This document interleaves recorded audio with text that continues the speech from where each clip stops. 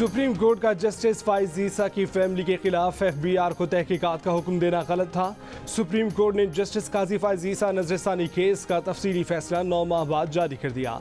अदालत ने करार दिया कि सरीना ईसा और उनके बच्चे आम शहरी हैं। सरीना ईसा के टैक्स का केस सुप्रीम जुडिशल काउंसिल को नहीं भेजा जा सकता। सुप्रीम जुडिशल काउंसिल का दायरा इख्तियार सिर्फ जजेस तक महदूद है। जस्टिस काजी फाइज ईसा की अहलिया सरीना ईसा की नजरसानी दरख्वास्त अक्सरियत से मंजूर। फैसले में कहा गया है कि जस्टिस काजी फाइज ईसा और उनके अहले खाना का टैक्स रिकॉर्ड गैर कानूनी तरीके से इकट्ठा किया गया।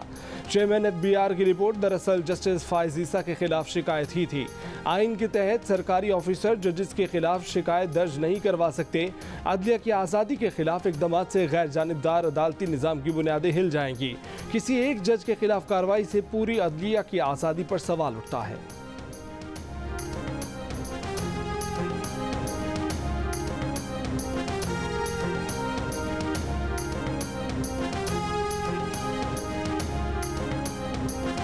सरीना ईसा के टैक्स के मामले में शहजाद अकबर और फ़ारूक नसीम की हिदायत गैर कानूनी हैं, जिनकी वज़ीर आज़म ने तौसीक की। इसके संगीन नताइज हो सकते हैं। गैर कानूनी हिदायत से गुड गवर्नेंस और वज़ीर आज़म की मिली भगत खुलकर सामने आती है। जस्टिस काजी फाइज ईसा नजरसानी केस के तफसीली फैसले में जस्टिस याहिया आफरीदी का इजाफी नोट लिखा कि एसेट रिकवरी यूनिट के शहजाद अकबर और वज़ीर कानून फ़ारूक नसीम के कहने पर FBI ने सरीना ईसा के ज़ाती टैक्स रिटर्न्स की खिलाफ वर्जी की। जज के मुबैना मिसकंडक्ट के केस में सुप्रीम कोर्ट का अहले खाना के असासों की तहकीकात का हुक्म देना गलत था। सरीना ईसा उनके बेटे बेटी के खिलाफ सुप्रीम कोर्ट का फैसला वापस लिया जाता है।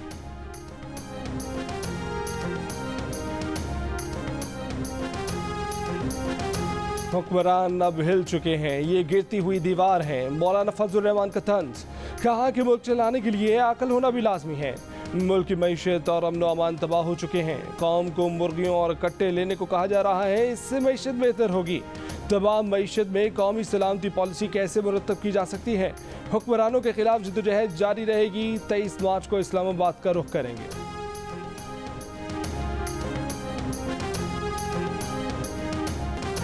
वफाकी वज़ीर फवाद चौधरी ने मरीम नवाज और बिलावल भुट्टो जरदारी को बोना करार दे दिया। कहा कि दोनों जाकर पहले मेयर का इलेक्शन लड़ें। यहाँ कोई बादशाहत नहीं कि आप गद्दी पर आकर बैठ जाएंगे। दोनों का इन्हिसार मौलाना फजल रहमान के मदरसे के बच्चों पर होता है। जो लोग खुद को इस मुल्क की क़यादत के लिए पेश कर रहे हैं, उनका इतना कद नहीं कि वो कौमी सतह के लीडर कहला सकें। अपोजिशन की कोई पॉलिसी नहीं, जिस सिवान में नून लीग और पीपल्स पार्टी को नाम नहाद अक्सरियत हासिल थी, वहाँ भी शिकस्त हुई।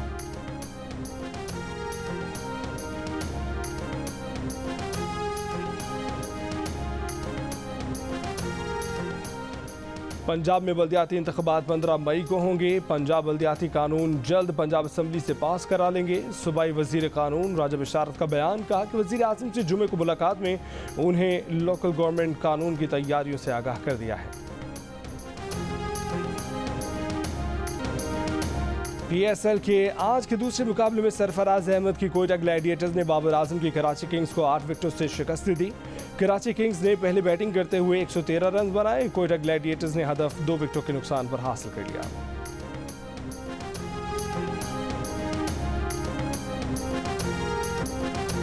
मोहम्मद रिजवान की मुल्तान सुल्तान्स ने 207 रन का हदफ हलवा बना दिया। लाहौर कलंदर्स को 5 विकेटों से हरा दिया। लाहौर कलंदर्स के फ़खर जमान के 76, कामरान गुलाम के 43 रन भी किसी काम ना आए।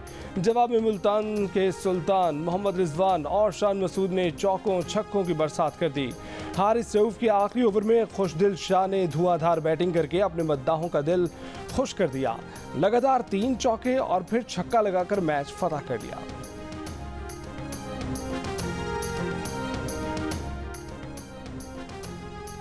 मगरिब में एक तरफ सिंकियांग पर गुफ्तगू और दूसरी तरफ कश्मीर पर खामोशी, ये मगरिब का दोहरा मयार है और हमारे लिए मुश्किल सूरत हाल है। मगरिब जानबूझकर कश्मीर पर खामोश है। वज़ीर आज़म इमरान खान का चीनी मीडिया को इंटरव्यू, कहा कि भारत ने कश्मीर में इंसानी हकूक़ की बदतरीन पामाली की है। 90 लाख अफराद बदतरीन हालात में खुली जेल में रह रहे हैं। अफगान सूरत हाल पर बोले कि 40 साल बाद अफगानिस्तान में अमन का मौका मिला है। आलमी बिरादरी अफगानिस्तान की सूरत हाल को समझे। CPAC ने भी पाकिस्तान और चीन को करीब किया है। चीन में सरमाई ओलंपिक्स का इनेकाद काबिल सताइश है। कोशिश है कि गिलगित बल्तिस्तान में स्कीइंग के खेल को तरक्की दें। ख्वाहिश है चीन के खिलाड़ियों को क्रिकेट सिखाएं।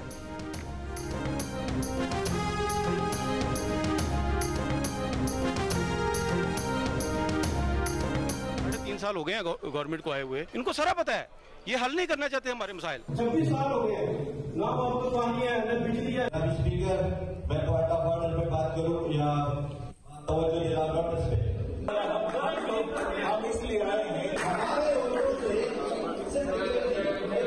हमारे वोटों से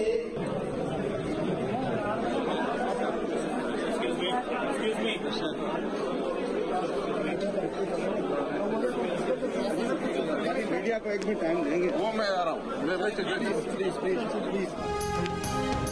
ओवरसीज पाकिस्तानी वोट का हक लेकर क्या करें जब मुल्क में उनकी ज़मीनों पर कब्जे हों और कोई सुनने को तैयार ना हो। 3.5 साल हुकूमत ने ओवरसीज पाकिस्तानियों से ज़र मुबादला मांगा, अब उल्टा ओवरसीज के मोबाइल फ़ोन तक पर टैक्स लगा दिया। दुबई में ओवरसीज पाकिस्तानियों की स्पीकर कौमी असम्बली असद कैसर पर सवालात की बौछार। असद कैसर से जवाब न बन पड़े तो तकरीब छोड़कर चले गए। सहाफ़ियों ने रोकने की कोशिश की तो ये कहकर निकल गए कि बस मैं अभी आता हूँ।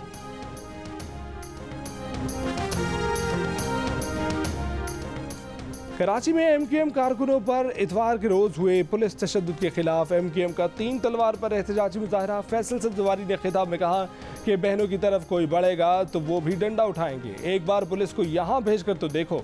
मुतासिब सिंध पुलिस ने गाड़ियों में बैठी खवातीन पर भी तशद्दुद किया। MPA सदाकत हुसैन को बेदर्दी से निशाना बनाया गया। सेनेटर खालिद अतीब ने कहा कि वज़ीर आला सिंध को दाखिली मामलात का इल्म नहीं। राना अंसार ने कहा कि खवातीन के हकूक़ की बात करने वालों ने औरतों पर हमला किया।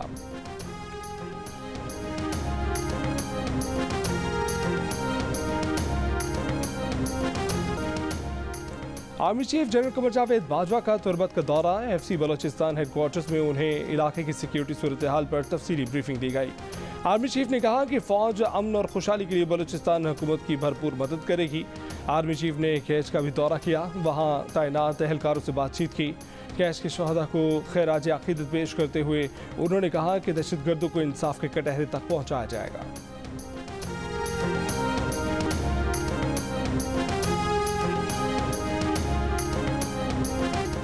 वज़ीर ख़ज़ाना के तर्जुमान मुज़म्मिल असलम ने मोतबर माहिर माशियात कैसर बंगाली पर रियासत मुखालिफ होने का इल्ज़ाम लगा दिया। सोशल मीडिया पर पाकिस्तानियों का गुस्सा, मुज़म्मिल असलम को आड़े हाथों ले लिया। सहाफ़ी नदीम फारूक बराचर ने तहरीक इंसाफ की हुकूमत को हुब्बुल वतनी का बदतरीन इश्तिहार करार दे दिया। कहा कि रियासत मुखालिफ जैसे अल्फाज अपने मायने खो चुके। मुज़म्मिल असलम ने कहा था कि कैसर बंगाली को 20 साल से देख रहा हूँ, एक दफ़ा भी उनकी कही बात सच साबित नहीं हुई।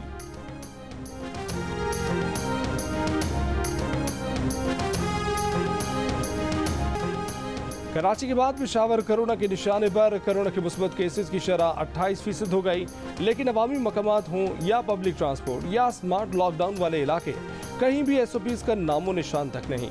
वैक्सीन लगवाने वाले भी शहरी दिलचस्पी नहीं ले रहे। कराची में कोरोना केसेस में कमी, शरह 21% हो गई।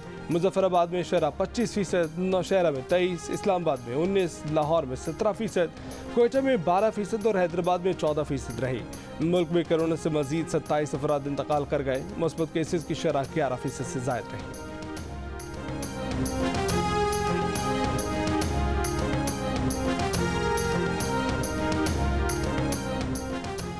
और 400 रुपये वाली कोरोना टेस्ट किट से टेस्ट की कीमत 6000 रुपये। जियो न्यूज़ पर खबर चलने के बाद पंजाब की लेबॉर्ट्रीज और अस्पतालों में कोरोना टेस्ट की कीमत 4800 रुपये मुकर्रर कर दी गई।